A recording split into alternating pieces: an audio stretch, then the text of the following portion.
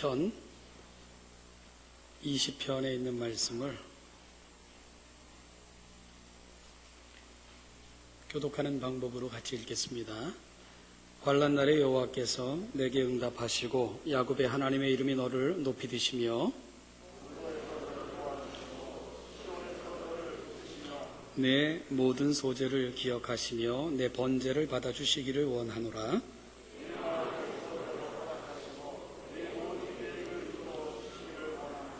우리가 너의 승리로 말미암아 계가를 부르며 우리 하나님의 이름으로 우리의 깃발을 세우리니 여호와께서 내 모든 기도를 이루어 주시기를 원하노라.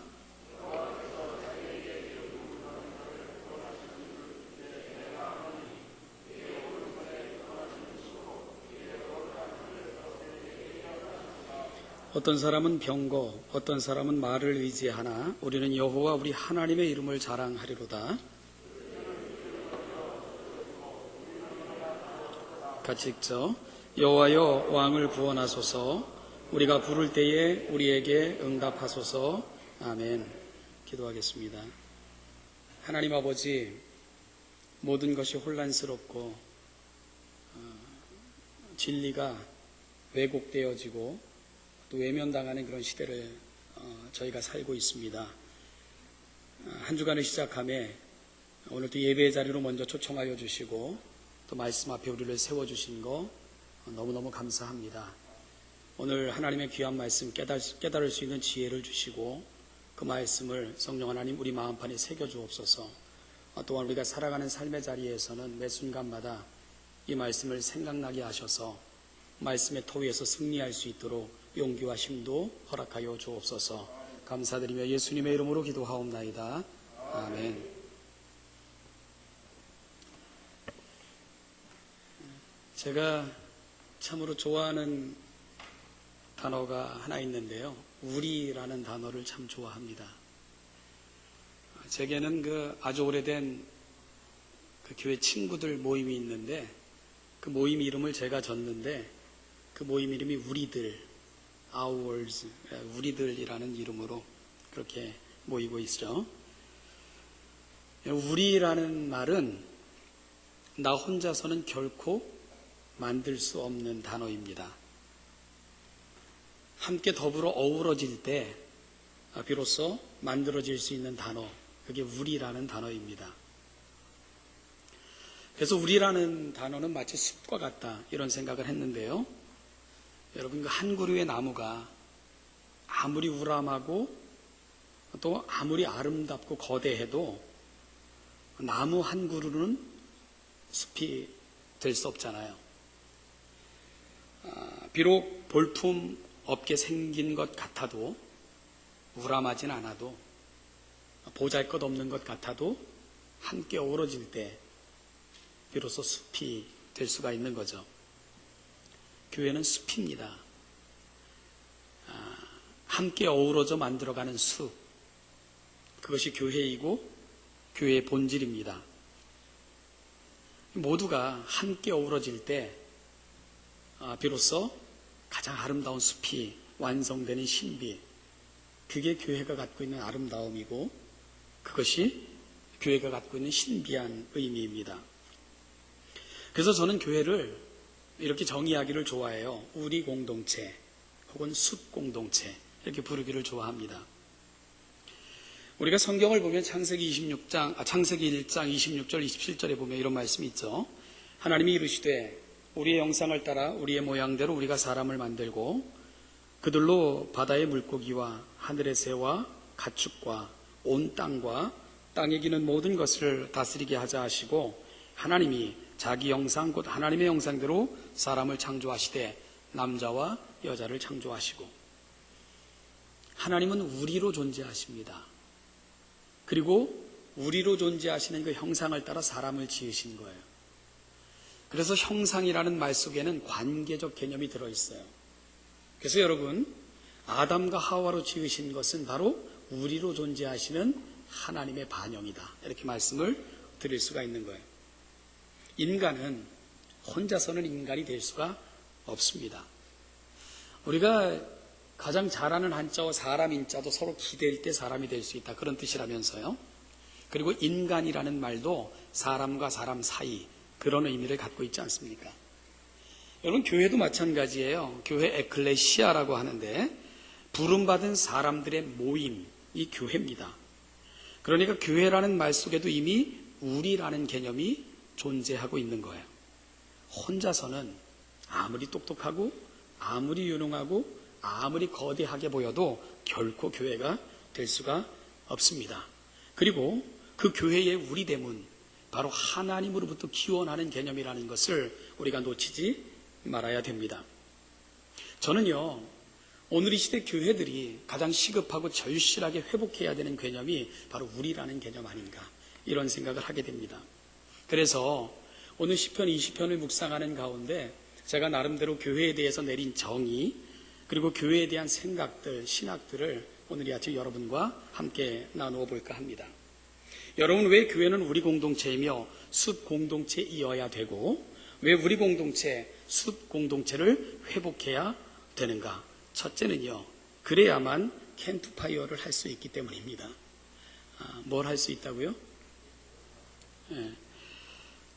축제가 가능하다, 그런 뜻입니다. 제가 그 학생부 때나 지도, 전도사 이렇게 있을 때 수련회를 가면 늘 마지막 날 밤 하이라이트는 캠프파이어였습니다. 그래서 아침부터 준비를 해요. 비가 올까 안 올까 이런 것까지 고려하면서. 근데 여러분, 어떻게 캠프파이어 불을 만들죠? 어떤 사람이 야, 저 나무 진짜 잘생겼네. 저 나무 하나 갖다 세워놓으면 하루 종일 타겠다. 그리고 우람하게 생긴 나무 하나 딱 세워놓고 캠프파이어 준비 끝. 이렇게 이야기하는 사람은 아무도 없죠. 캠프파이어의 불은 많은 나무들이 함께 어우러져 그리고 함께 몸을 비비며 탈 때 비로소 캠프파이어 불은 만들어질 수 있게 되는 겁니다. 어우러짐이 축제를 만들어내는 거예요. 저희 교회가 원래 신천교회였어요. 아시죠? 근데 이름이 몇 년 전에 신원예담교회로 바뀌었습니다. 이제 그 교회 이름을 이제 교인들에게 공모를 할 때, 제가 이제 우리 장로님들하고 이렇게 몇몇 분들하고 어느 모임이 있어서 갔다 오다가 내가 아주 좋은 이름을 하나 생각해냈다고 그랬더니 그 이름이 뭐니에요? 그래가지고 비빔밥 교회 어떠냐고. 그랬더니 저를 쳐다보는 눈빛이 좀 이상했어요. 어쨌든. 그래서 제가 설명을 했죠. 비빔밥. 여러분 생각해 보세요. 나무를 하나 심는다? 아니면 소금을 심는다? 고추장만 따로 먹는다? 이러면 이상하잖아요. 근데 이게 어우러지는 거예요.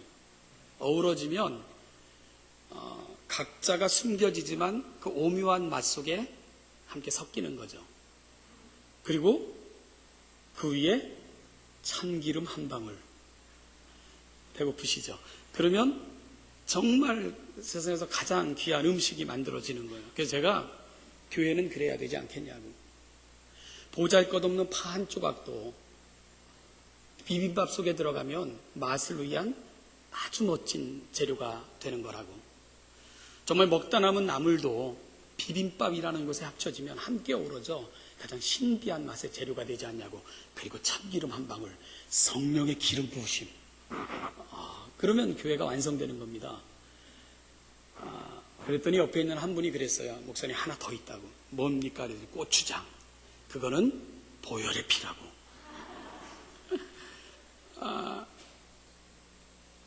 근데 뜻은 좋은데 이름이 이상하다고 거절을 당했습니다. 제가 나중에 개척교회를 하면 난 꼭 비빔밥 교회라고 이름을 질 거야. 이렇게 얘기하고 말았는데, 여러분, 어우러질 때 축제가 가능한 겁니다. 따로 놀면 축제가 안 돼요. 재미는 유치한 데서 생겨나는 거죠. 그죠? 누군가 허접한 얘기를 해줘도 맞장구 쳐주고 웃어줄 때 그게 축제가 되는 거예요. 저걸 썰렁하게 펭귄도 얼어 죽겠네 이러면 거기는 재미가 없어지는 겁니다.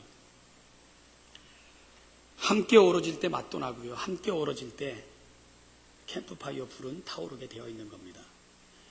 저는 오늘 사랑하는 영암교회가 함께 어우러짐의 그 신비를 하나님도 하나로 존재하시는데 성부와 성자와 성령이 어우러져 존재하셔서 우리가 섬기고 찬양하는 그 위대한 하나님이 되신 거예요. 그 하나님이 우리를 그분의 형상대로 지어 이 땅에 내신 겁니다. 여러분의 어우러짐 속에서 이 영암교회가 세상의 가장 멋진 축제를 경험하는 공동체, 그 멋진 공동체로 성장해 가시기를 주님의 이름으로 축복합니다. 여러분의 교회가 축제의 장이 되길 소망해요. 어우러져야 돼요. 그럴 때. 우리 일부 예배 때도 제가 부탁을 했는데 번거로우시지만 옆 사람에게 이렇게 한번 좀 인사하면 어떨까요? 우리 더불어 멋진 숲이 되십시다.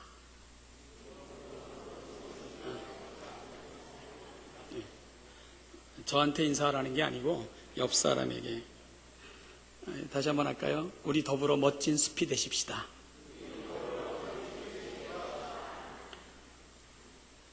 여러분들이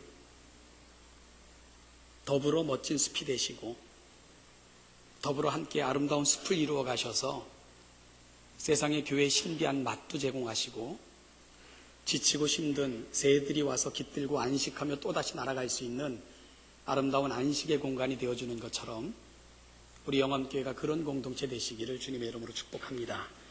두 번째로요, 왜 우리가 우리 공동체, 숲 공동체가 되어야 되는가? 죄송하지만 한번 따라해 보실래요? 그래야 옥수수를 수확할 수 있기 때문입니다. 제가 이게 제 나름대로 10편, 20편을 묵상하며 만든 신학이고 교회 정의라고 말씀드린 걸 이해해 주시기 바랍니다. 옥수수를 수확해 본 사람들은 처음에는 잘 알 수 없는 사실을 거듭 농사를 지어보면 알 수 있는 진실이 있대요. 그건 뭐냐면 옥수수가 언제 열릴까 하는 그 시기를 알게 된다는 거예요. 근데 처음엔 잘 모른다는 거예요. 옥수수를 심고 옥수수 알로부터 줄기가 나오고 그 줄기가 자라가면서 이제 그 뻗충하게 대가 굉장히 크지 않습니까? 볼품없이. 그러면 사람들은 기대하는 거예요. 야, 옥수수가 언제 열릴까?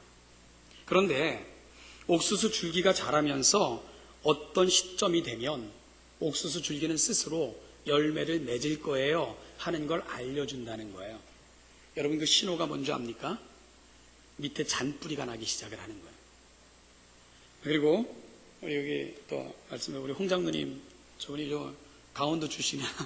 옥수수를 잘 하시는 것 같아요. 물론 저도 옥수수가 자라는 시골에서 자랐고요. 그러면 이 양쪽에요, 이 호랑이 발톱이라고 불리는 아주 굵은 뿌리가 양쪽으로 팍 뿌리를 박는데요. 그러면 잔뿌리들과 어우러져서 아주 견고한 대가 세워지게 되는 겁니다. 그때가 옥수수 열매 맺을 거예요 하는 신호를 옥수수 대가 스스로 주고 있는 거다. 그렇게 이야기를 하더라고요. 그래서 농부들은 그걸 보면서 잔뿌리가 내리기 시작하고 옆에 그리고 호랑이 발톱이 꽉 박히면 옥수수 열매가 열리겠구나 하고 알게 된다는 겁니다. 여러분 그게 왜 중요한 줄 아세요? 말씀드린 것처럼 옥수수 때는 키만 볼쭉하게 크잖아요. 볼품없이. 그런데 그 잔뿌리들, 호랑이 발톱이라고 하는 그 강한 뿌리가 옆에서 지탱해주지 않으면 비바람이 불거나 아니면 조금만 시련이 오면 버텨낼 수가 없는 거예요. 부러지고 넘어지고 흔들리다가. 그럴 때 어떠한 여건 속에서도 열매를 맺을 수 있는 준비를 그 뿌리들이 해주는 거예요. 뿌리들이 견고하게 내리면서 견고하게 대를 지탱해주면서 열매 맺어. 우리가 있잖아. 그게 바로 옥수수가 갖고 있는 신비입니다. 사랑하는 여러분, 식물, 우리가 눈여겨보지 않는 식물들도요, 뭐가 아름다운 줄 알아요. 그리고 뭐가 열매를 맺는 비결인 줄 아는 거예요. 그리고 그걸 통해서 그들도 아름다운 결실을 맺어가는 거예요. 우리 사랑하는 영암교회 공동체가 어떻게 옥수수 열매를 수확할 수 있는가? 바로 그 원리를 배우셔야 돼요. 함께 더불어 지탱해주고 격려해주며 그렇게 열매를 맺어가는 비결, 우리는 옥수수를 통해서 배울 수 있다는 겁니다. 미국 LA, 로스앤젤레스, 이게 천사들의 도시 그런 뜻이잖아요. 근데 노르만디와 피코라는 이렇게 스트릿이 만나는 사거리가 있다는데, 저도 못 봤는데요. 한번 가서 보려고 했는데 못 찾았어요. 근데 그 서남쪽 코너에 큰 빌딩이 하나 있는데 그 빌딩에 두 천사가 푸른 하늘을 나는 대형 벽화가 그 건물에 이렇게 그려져 있답니다. 근데 멀리서 보면 좀 저렇게 그 싸구려 붓장수가 좀 그림을 저런 걸 그려놨을까 싶은데 이걸 자세히 가서 보면은 그 그림에는 특징이 있어요. 어떤 특징이 있냐면 두 천사가 서로 부둥켜 안고 나는 그림인데 하늘을, 이 두 천사를 잘 살펴보면 날개가 하나씩밖에 없는 거예요. 그런데 두 천사가 하늘을 날아요. 근데 그 비결이 뭐냐? 날개가 없는 어깨를 서로 부딪히고, 그리고 한쪽 날개가 양쪽 날개가 돼서 함께 나는 그 그림이 바로 그 벽화에 그려져 있는 그림입니다. 그리고 그 벽화 그림 위에는 이런 글귀가 쓰여져 있답니다. We are each of us angels with one wing. We can only fly embarrassing each other. 우리는 각각 한쪽 날개만 가진 천사들입니다. 우리는 오직 서로를 얼싸안고서만 날 수가 있습니다. 이런 글귀가 그 벽화 위에 쓰여져 있는 거예요. 여러분, 그 거리가 범죄율이 굉장히 높았던 거리였대요. 고민하면서 어떤 사람이 제안을 한 거예요. 우리가 벽화를 그리자. 그래서 그 건물주가 그 벽화를 그릴 수 있도록 공간을 허락하고, 그래서 그린 그림이 한쪽 날개밖에 없는 천사. 마치 그 거리, 그 지역을 사는 사람들이 한쪽 날개를 잃어버린 채 희망 없고 소망이 없는 그런 모습으로 살아가고 있는 사람들 같이 보였던 거죠. 우리가 어떻게 날 수 있을까? 그래, 함께 지탱하고 서로의 날개가 되어주면 우리 날 수 있다. 이런 생각을 가지고 그 벽화에 그 그림을 그리게 됐던 겁니다. 그리고 놀라운 사실은 그 그림이 그려진 다음부터 그 도시의 범죄율이 급격하게 떨어지기 시작을 한 거예요. 그리고 그 그림이 명물이 된 거예요. 그래서 그 건물을 지날 때마다, 그 거리를 방문했던 사람마다 그 자리에 멈춰서서 그 그림을 쳐다봅니다. 그리고 묵상하는 거예요. 우리는 어떻게 날 수 있을까? 그래, 서로가 날개가 되어줄 때, 서로가 비빌 언덕이 되어줄 때, 그렇게 우리는 날 수 있구나. 그렇게 고백을 하게 됐던 것입니다. 여러분, 교회가 바로 그런 공동체가 돼야 돼요. 그리고 우리가 성경을 보면 많은 사람들은 교회가 그런 공동체라는 걸 간증하고 있는 것을 읽게 됩니다. 사도 바울의 경우를 보면, 사도 바울이라고 해서요, 늘 용기 충만하고 신앙 충만하고 성령 충만하여 매일 담대하고 그랬던 거 결코 아니에요. 고린도전서 2장 3절에 보면, 내가 너희 가운데 거할 때에 약하고 두려워하고 심히 떨었노라, 이렇게 고백을 해요. 그 배경이 사도행전 18장 1절에서 5절에서 사도 바울이 고린도 지역에 도착했을 때 왜 약하고 두려워하고 심히 떨었다. 심히 떨었다는 것은 무릎이 부딪힐 정도로 떨었다. 그런 의미를 갖고 있어요. 그렇게 약해질 수밖에 없었을까? 아덴에서의 경험이 그를 의기소침하게 만들어 놓은 거예요. 사도 바울의 선교에 있어서 가장 많은 열정과 힘을 다하여 복음을 전했던 곳이 아덴입니다. 그런데요, 복음을 전하면 사람들은 복음을 받아들이는 것이 아니라 논쟁하려고 했고요, 철학적 사유 속으로 끊임없이 사도 바울을 끌어들였던 그 지역이 아덴이에요. 그래서 모든 열정을 다하여 자기가 가진 지식을 다 동원하여 그렇게 복음을 전했지만 개종자를 거의 내지 못했던 지역, 그게 아덴이에요. 그리고 결국은 미움을 받아 밤중에 쫓겨나다시피 떠나올 수밖에 없었던 도시가 바로 아덴이라는 곳이었습니다. 여러분, 그렇게 고린도에 이른 거예요. 그럴 때 그의 심정을 어떻게 고백한다고요? 내가 너희 가운데 거할 때에 약하고 두려워하고 심히 떨었노라. 다시 일어설 수 없을 것 같은, 다시 시작할 수 없을 것 같은 그 심각한 위기에 사도 바울이 처하게 됐던 것입니다. 그럴 때 하나님은 그 사도 바울을 어떻게 치유하실까? 여러분, 밤에 꿈속에 환상 중에 아니면 신비한 음성으로 바울아, 내가 있잖아. 사람 보지 말고 나만 보면 돼. 그러셨을까요? 그렇지 않아요. 하나님이 사도 바울을 위해서 마련해 놓으신 힐링 프로그램은 바로 사람들이었어요. 사도 바울이 고린도에 이르렀을 때, 그 모양으로 그 지경으로 이르렀을 때 하나님은 그곳에 브리스길라와 아굴라 부부를 예비해 놓으셨습니다. 그리고 그들과의 교제를 통해서 사도 바울은 다시 일어설 수 있었고요. 사도 바울이 심각한 위협에 처해 있다는 것을 알고는 에베소에 있던 디모데가 속히 사도 바울에게 달려오게 됩니다. 그리고 우리가 있잖아요. 격려하면서 이 위기를 극복할 수 있도록 그렇게 도와줬습니다.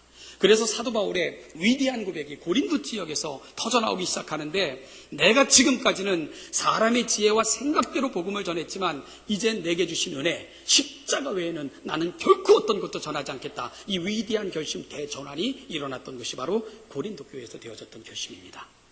함께 해준 사람들, 흔들릴 때 뿌리가 되어준 사람들, 견고하게 지탱해주면서 우리가 있잖아요, 힘을 내세요, 우리 함께 갑시다, 격려해줬던 사람들, 그들이 사실은 사도 바울을 바울되게 만들고 있는 것입니다. 사랑하는 영암교회 성도 여러분, 열매는 혼자 맺는 게 결코 아니에요. 더불어 뿌리가 되어주고 지탱하고 격려해주고 우리가 있잖아요, 함께 갑시다, 손잡아주는 사람들, 그 속에서 옥수수는 수확이 되는 겁니다. 이 아름다운 수확의 신비가 여러분들의 고백이 되고 살아가는 삶의 내용 되시기를 주님의 이름으로 축복합니다. 마지막으로 우리가 왜 우리 공동체 숲공동체가 돼야 되는가? 저만 혼자 떠드니까 재미없으시죠? 한번 따라해 보시죠. 그래야 나팔을 불 수 있기 때문입니다.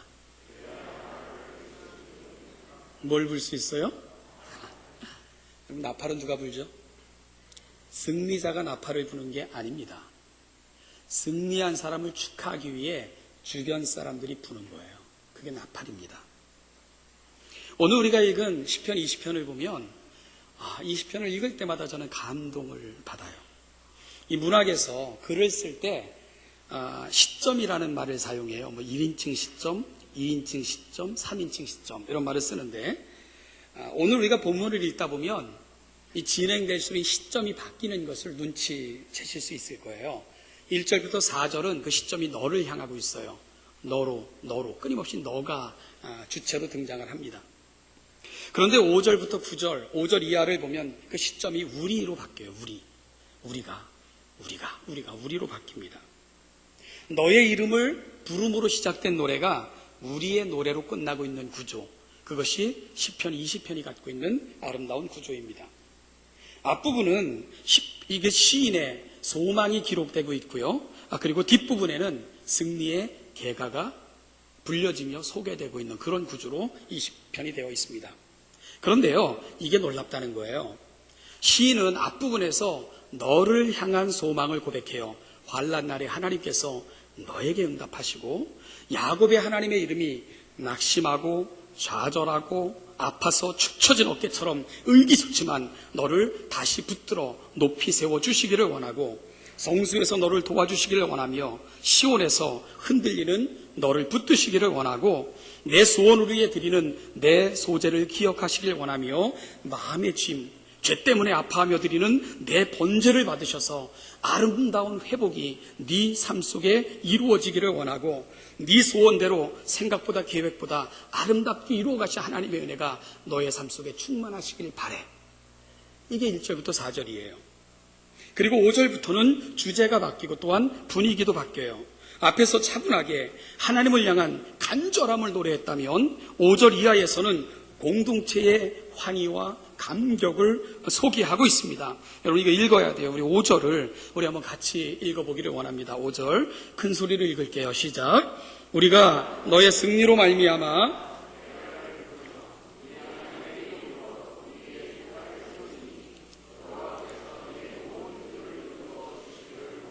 아멘. 계가는 승리의 노래를 말해요.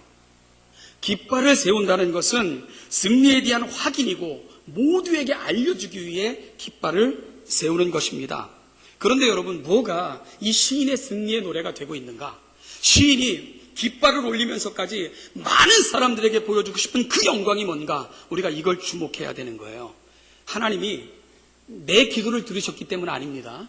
하나님이 내게 잘해주셨기 때문 아니에요. 하나님이 내 마음의 소원보다 아름답게 내 모든 소원을 들어주셨기 때문에 승리의 노래를 부르고 이거 모든 사람들에게 내가 알게 하겠다. 시인 그렇게 고백하고 있는 게 아니에요. 그러면 시인이 무엇 때문에 승리의 노래를 힘껏 부르고 있고 깃발을 세워 하나님의 위대하심을 드러내고 싶어 하는가? 나 때문이 아니라 너 때문이에요. 너 때문에.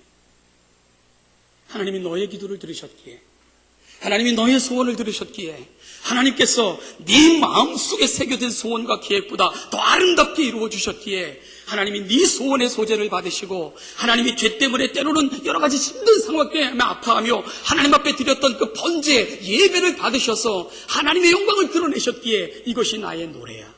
이것이 내가 세상에 보여주며 드러내고 싶은 우리 하나님의 위대하심이야.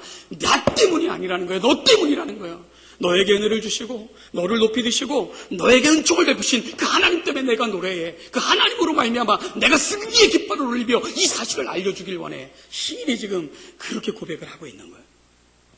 여러분, 이게 교회의 여자, 이게 교회여야죠. 환호성이 있는 교회, 나팔을 크게 불리는 교회. 승리자가 나팔을 부는 게 아니에요. 너의 승리로 인하여 내가 노래해. 너의 기쁨으로 인하여 내가 나팔을 불어. 이렇게 가는 거, 그게 바로 교회여야 된다는 겁니다. 우리 속담에요, 사촌이 땅을 사면 그 다음 뭐죠? 여러분 배가 아파요? 사촌이 땅을 사면? 어떤 선생님이 속담을 가르치는 시간에 그 아이들에게 문제를 냈어요. 내가 앞부분을 할 테니까 뒷부분은 니들이 해. 그러면서 사촌이 땅을 사면 그 다음은 여러분들이, 뭔가 좀 이상하죠. 내가 지금 뭐 트릭을 쓰는 것 같아서 대답을 못 하시는 거죠. 그랬더니 아이들이 어떻게 대답했는지 아십니까? 선생님이 사촌이 땅을 사면 아이들이 가서 본다, 이렇게 대답을 했어요. 선생님이 깜짝 놀라가지고 왜? 그랬더니 좋잖아요. 여러분, 사촌이 땅을 사니까 좋아서 달려가서 보는 거예요. 너무 좋아서, 싫어서 배 아파서가 아니라 좋아서 달려가서 본다. 그게 얼마나 아름다워요, 그죠? 그게 교회라는 거예요. 그게 교회라는 겁니다. 제가 이렇게 하루 이렇게 카페에 내려갔더니 저희 권사님들이 이렇게 모여 계세요. 근데 한 권사님이, 은퇴 권사님이 얼굴에 수심이 가득하신데, 그 권사님 가정에 교통사고가 나서 며느리와 손자가 병원에 입원하게 된 거예요. 이제 많은 사람들이 아유 권사님 어때 막 묻는데, 한 권사님이 그러대요. 권사님 기도 안 하니까 그렇지. 그러대요. 그래서 내가 너무 마음이 아파가지고, 권사님 그렇지 않아도 우리 권사님 얼마나 힘들는지 모르겠냐고. 내가 병원을 신방하면 아픈 환우만 봐도 하나님, 목회자 내가 기도 안 해서 그렇습니다. 하나님, 내가 제대로 목회 안 해서 우리 성도가 아픕니다. 우리 성도가 어려움을 생길 때마다 하나님, 내가 목사답지 못해서 그렇습니다. 나 그렇게 살아요. 성도가 아프면 내가 아프고, 성도가 힘들면 내가 힘들고, 성도가 병원에 입원하면 견딜 수 없는 게 그게 우리 마음이에요. 나도 그런데 며느리와 손자가 병원에 갔을 때 우리 권사님 어떻겠어? 하나님 인연 때문입니다. 인연이 기도 안 해서 그래요. 하나님 인연이 미련해서 그래요. 그렇게 아파하실 거 아니냐고. 그런데 기도 안 해서 왜 기도 안 하겠냐고. 얼마나 눈물로 기도하겠냐고. 그렇게 말하면 안 된다고. 그랬더니 그 옆에 있던 권사님이 아니 목사님 나 그런 뜻으로 얘기한 게 아니고 걱정돼서 그런 거라고 안다고. 그러나 정말 그럴 때는 조용히 다가가서 손 잡아주면서 권사님 힘들죠? 기도할게요. 그럼 되는 거라고. 그랬더니 그 권사님한테 권사님 나 그런 뜻으로 한 거 아니고 미안해요. 그러면서 이제 사과를 하시더라고요.